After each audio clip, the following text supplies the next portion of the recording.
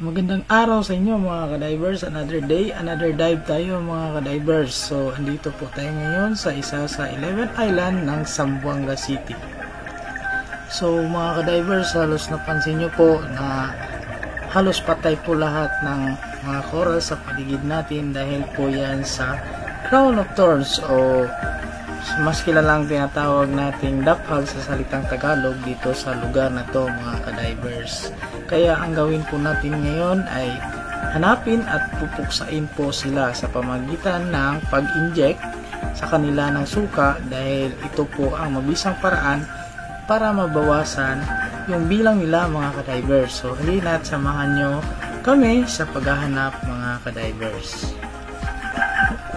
At dito na nga nakita namin ang mga daphag mga ka-divers. Kasama natin yung dalawang master natin sa diving. So nakikita nyo po na ini-inject po nila yung mga daphag o crown of thorns.